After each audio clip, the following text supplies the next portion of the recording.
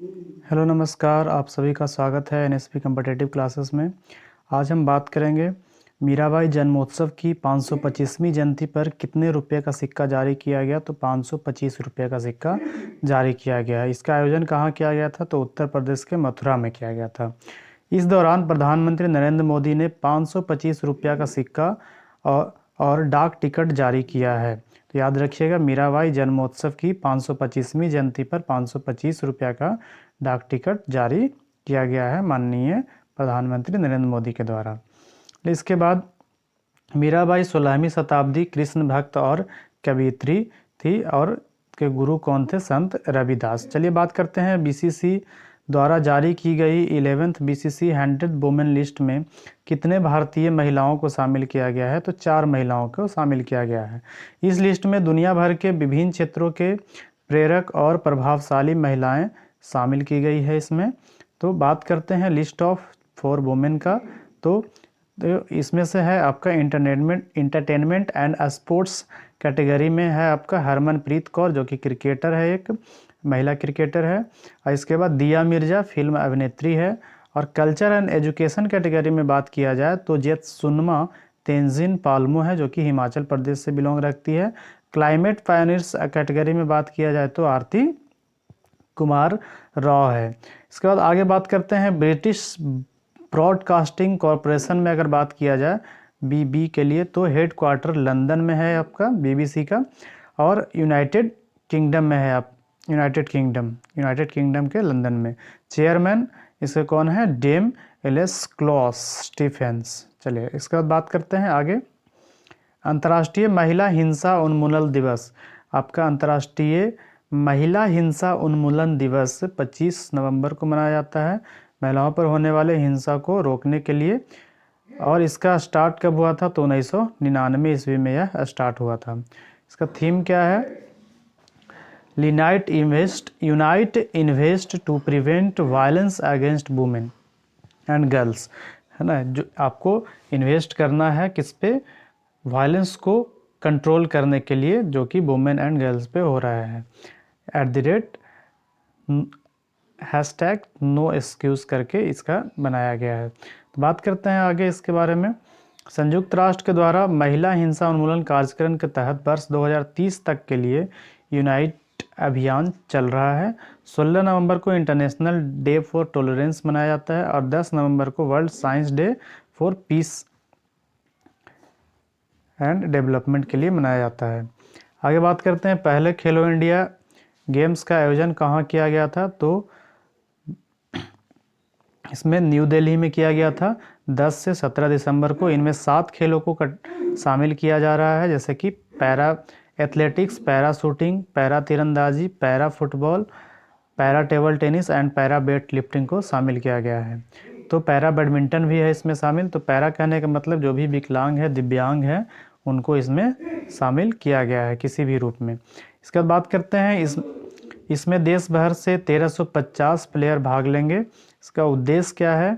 तो प्रतिभा का पहचान करना और युवा और महत्वाकांक्षी पैरा एथलीटों को खेलों में अवसर प्रदान करना है। इसके बाद आगे बात करते हैं।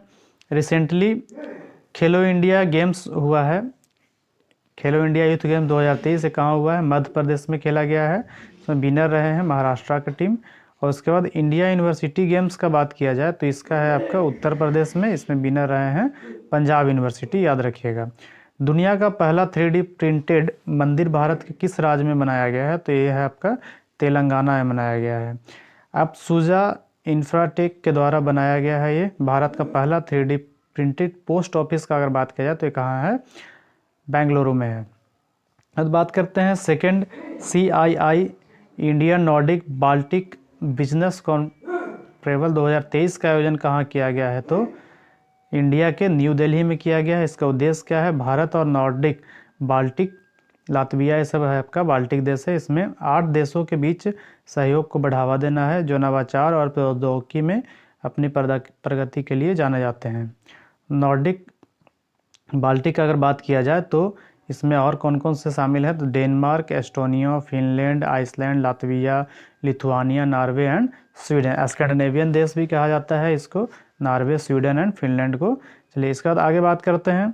विश्व विरासत सप्ताह कब मनाया गया? तो 19 नवंबर से लेकर के 25 नवंबर तक। उद्देश्य क्या है?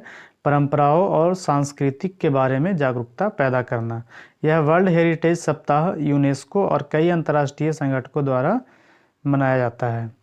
से बात करते हैं टोटल हेरिटेज साइट अभी तक कितने हैं? तो इंडिया में टोटल अभी तक 42 है। 41 नंबर का अगर बात किया जाए तो शांति निकेतन जो कि वेस्ट बंगाल में है, इसको शामिल किया गया है। 42वां अगर बात किया जाए तो होयसल मंदिर, ये आपका कर्नाटक में है, होयसल मंदिर।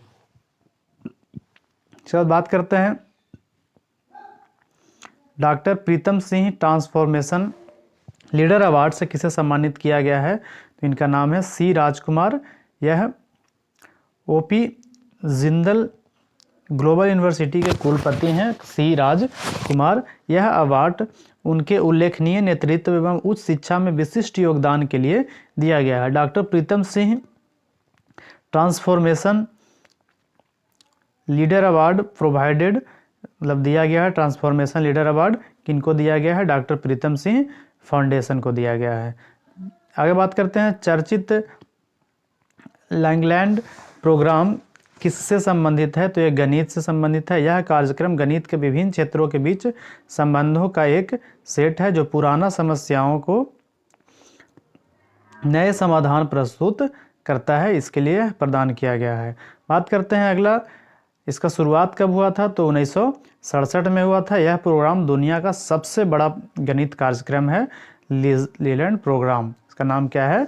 लैंगलैंड्स प्रोग्राम। ये गणित कार्यक्रम के लिए विभिन्न क्षेत्रों में दिया जाता है, संबंध रखता है। आगे बात करते हैं रॉबर्ट लैंगलैंड्स को 2018 में एबल प्राइज से सम्मानित किया गया था। क्या नाम है इनका? रॉबर्ट को किससे सम्मानित किया गया था? एबल प्राइज से सम्मानित किया गया था, जो कि मैथ में दिया जाता है, मैथ के क्षेत्र में दिया जाता है। बेनिफिट ऑफ दिस प्रोग्राम, इस कार्यक्रम से लंबे समय से चली आ रही गणितीय समस्याओं को हल करने में महत्वपूर्ण सफलता मिली है। आगे बात करते हैं किस संस्थान ने 14th इमिशन गैप रिपोर्ट 2023 जारी की है? तो संयुक्त राष्ट्र पर्यावरण कार्यक्रम के द्वारा UNEP के द्वारा यह शुरुआत किया गया है। अकॉर्डिंग टू रिपोर्ट, तापमान वृद्धि को 1.5 से 2 डिग्री सेल्सियस तक सीमित करने के लिए 2030 तक कार्बन उत्सर्जन में 28 से 42% की पर्याप्त कटौती की आवश्यकता है।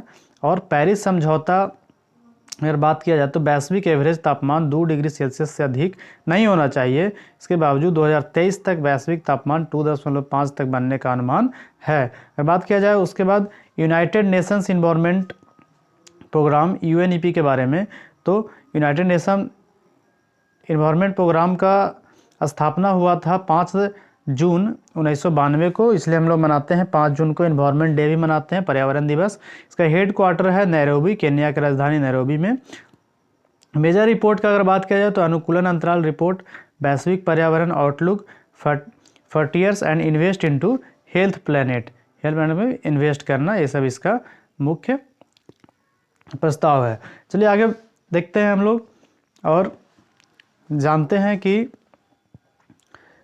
ये सब आपको क्यों उपयोगी है और क्यों, क्योंकि आपका आने वाला समय में आपका लगातार एग्ज़ाम्स है, जैसे कि SSC का भी एग्ज़ाम लेने वाला है, SSGD का भी फॉर्म आ गया है, तो ये भी आप डाल सकते हैं। और आपका बिहार दरोगा का भी, जो कि बिहार SSC के द्वारा कंडक्ट किया जाता है, तो दरोगा का भी आपका एग्ज़ाम आने वाला है। तो ये सब को अगर लेके चला जाए तो 1 महीने पहले, 2 महीने पहले, 3 महीने पहले ये सब का करंट अफेयर बहुत इंपॉर्टेंट होने वाला है। तो आप लोग इसको कोशिश कीजिए कि एक बार नहीं बार बार देखें और देखते रहें, क्योंकि देखेंगे तभी, पढ़ेंगे तभी याद होगा। इसको शॉर्ट नोट भी बना सकते हैं या फिर PDF है उससे भी पढ़ सकते हैं। चलिए बहुत बहुत धन्यवाद। लाइक एंड सब्सक्राइब करना ना भूलिएगा।